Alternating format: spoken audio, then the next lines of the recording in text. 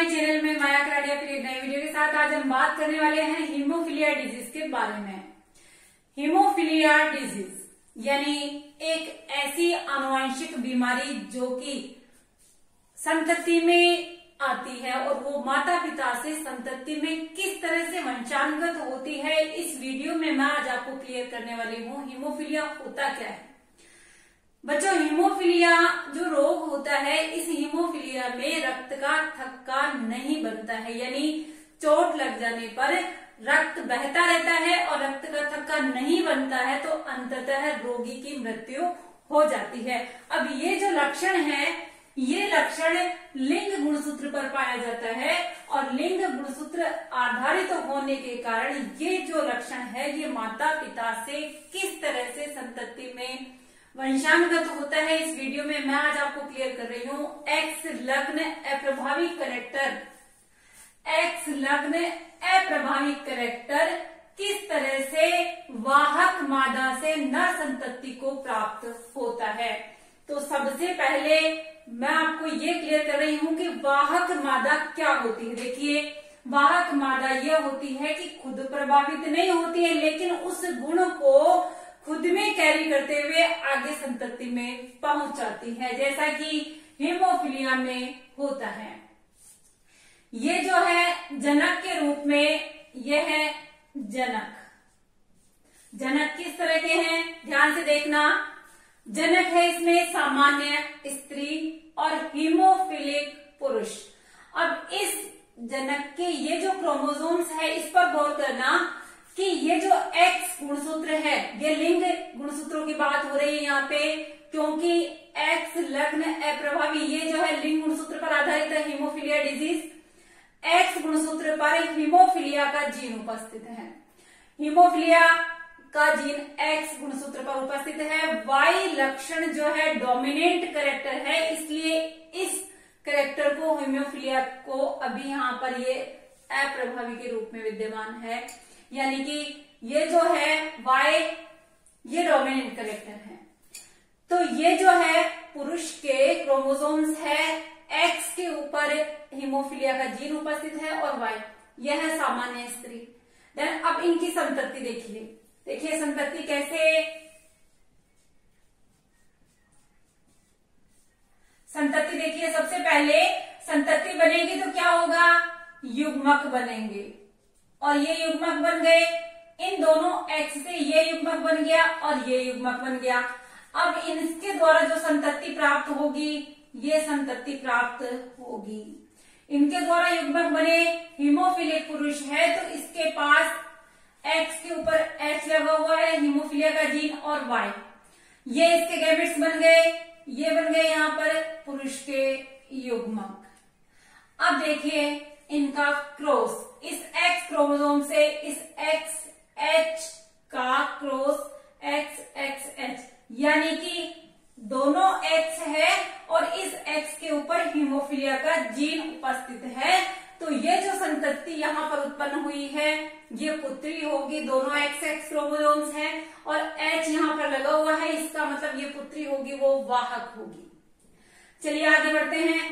इस एक्स का इसके साथ हुआ ये क्रॉस, अब इस एक्स का इसके साथ में क्रॉस हम दर्शाएंगे तो वापस वही कंडीशन आ गई, एक्स नॉर्मल है, ये हीमोफीलिया का जीन यहाँ उपस्थित है, ये भी पुत्री होगी और ये भी वाहक होगी, हीमोफीलिया जीन की करियर बन गई। चलिए आगे देखते हैं। इन दोनों एक्स का इस वाई गुणसूत्र के साथ में क्रॉस, इसका इसके साथ में एक्स वाई, इसका इसके साथ में एक्स वाई, इसका मतलब हीमोफीलिया का जीन यहाँ पर नहीं है। ये जो पुत्र होंगे वो सामान्य पुत्र होंगे और ये पुत्र भी सामान्य पुत्र होगा, इसका मतलब वाहक पुत्री होगी और ये वाहक भी पुत्री होगी। इस तरह से हीमोफीलिया की वंशानुगति होती है। अब ये जो वाहक पुत्री है, यदि इनका विवाह नॉर्मल जो है पेयर सामान्य पुरुष से होता है तो अब इसकी वंशानुगति देखिए आप, इसकी वंशानुगति होगी, यह है वाहक स्त्री, यानी इसने ये जो है जीन पुरुष से से प्राप्त कर लिया और ये यहाँ पर XXH के रूप में विद्यमान है। अगली संतति की बात कर रहे हैं हम। अब आप ध्यान दीजिए कि वाहक स्त्री इस करैक्टर को कैसे आगे पहुंचा रही है।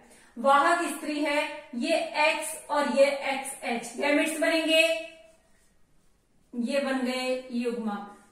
यह है इनकी अभी, यह है जनक, जनक से युग्मक बने। ये सामान्य पुरुष, इसके गैमेट्स बने X और Y, इसके गैमेट्स बने X और XH। चलिए आगे बढ़ते हैं। देखिए X, XH, X और Y ये गैमेट्स बन चुके हैं। इनका क्रॉस देखिए, X का X के साथ में, यानी ये जो क्रॉस हुआ इससे पुत्री होगी और ये कैसी होगी, सामान्य, क्योंकि यहाँ पर XH नहीं आया है जो कि ये पहले यहाँ पर इस गैमेट में विद्यमान है। इसका इस Y के साथ में क्रॉस होगा तो XY, ये भी सामान्य पुत्र। चलिए आगे देखते हैं। ये नॉर्मल जो है, यहाँ पर हीमोफिलिक जीन उपस्थित है। अब इसका इसके साथ में क्रॉस होगा तो ये X और XH यानी हीमोफिलिया का जीन, ये पुत्री कैसी हो गई, वाहक, वाहक हो गई, कैरेक्टर को आगे ले जाने वाली वाहक पुत्री होगी। चलिए अब इसका Y क्रोमोसोम्स के साथ में तो XHY ये हीमोफिलिक पुत्र होगा, यानी कि ये संतति नर के रूप में होगी और नर के रूप में ये इस हीमोफिलिया के जीन को कैरी कर रही है यहाँ पर, और हीमोफिलिया से ग्रस्त पुत्र के रूप में संतति प्राप्त होगी। तो इस हीमोफिलिया डिजीज की वंशानुगति किस तरह से हुई आपने समझा। यह अप्रभावी कैरेक्टर के रूप में विद्यमान है।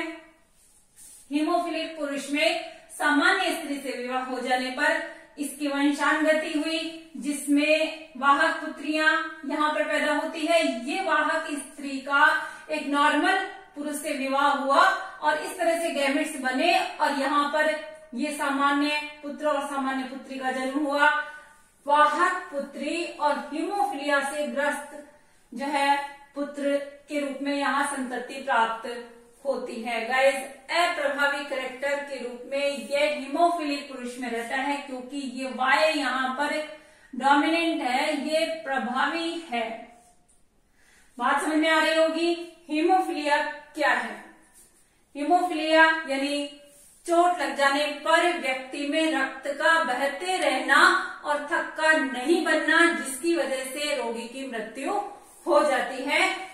लिंग गुणसूत्र पर आधारित होता है इसका लक्षण और X लग्न अप्रभावी लक्षण है। इस तरह से इसकी वंशानुगति होती है। इसका जो करियर होती है वो फीमेल होती है, मादा होती है। जीन पुरुष में जो है पाया जाता है।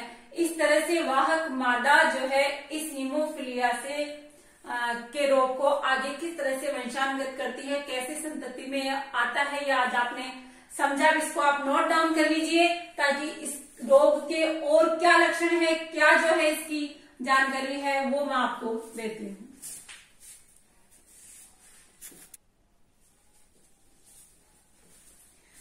चलिए इस रोग के बारे में कुछ और बातें आपको जो जरूरी है वो जान लेनी चाहिए। रोग की वाहक स्त्रियां होती है, जैसा कि मैंने आपको वंशानुगति बताई। रोग की वाहक होती है स्त्रियां। लक्षण के जीन्स अप्रभावी होते हैं। पुरुष में Y क्रोमोसोम डोमिनेंट होता है और ये अप्रभावी के रूप में इसका लक्षण हीमोफिलिया का विद्यमान होता है।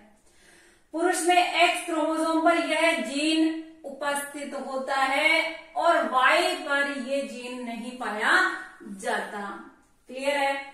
निरोग जीन रोग जीन पर प्रभावी, यानी कि पुरुष में Y क्रोमोसोम डोमिनेंट होता है और ये जो है डोमिनेंट रोग जीन पर प्रभावी होता है। कहने का मतलब है X पर Y क्रोमोसोम डोमिनेंट के रूप में होता है। चलिए इस रोग को ब्लीडर्स रोग भी कहते हैं। ब्लीडिंग होती है, इसलिए इसका नाम ब्लीडर्स रोग है। इस रोग का कोई इलाज संभव नहीं है, केवल और केवल रक्ताधान यानी ब्लड ट्रांसफ्यूजन किया जा सकता है। बचाव के लिए ब्लड ट्रांसफ्यूजन किया जा सकता है, रोगी को रक्त दिया जा सकता है। महारानी विक्टोरिया की वंशावली का जब अध्ययन हुआ तो इनमें रोगग्रस्त थे इसकी पीढ़ी के वंशज, और जो महारानी खुद थी वो रानी रोग की वाहक थी। वंशज हीमोफीलिया ग्रस्त थे, और इस रोग की जो करियर थी, जैसा कि मैंने आपको बताया कि फीमेल करियर होती है, तो ये जो है महारानी ये वाहक थी इस रोग की। ये 2 टाइप का होता है बच्चों, ध्यान रखिएगा, हीमोफीलिया ए और बी। हीमोफीलिया ए में इसका विरोधी ग्लोबुलिन के कारण होता है, और हीमोफीलिया जो बी है ये प्लाज्मा में थ्रोम्बोप्लास्टिन की कमी से होता है। प्लाज्मा में थ्रोम्बोप्लास्टिन की कमी से ये रोग हीमोफीलिया बी होता है। अब आपको हीमोफीलिया रोग के बारे में बहुत अच्छे से जानकारी प्राप्त हुई होगी। कमेंट बॉक्स में लिख करके आप इसको क्लियर करें। आपके समझ में आया होगा। हीमोफीलिया की वंशानुगति मैंने आपको बहुत अच्छे से समझाई है। चैनल को सब्सक्राइब नहीं किया है तो गाइस चैनल को सब्सक्राइब कर दे। Okay guys, thanks for watching.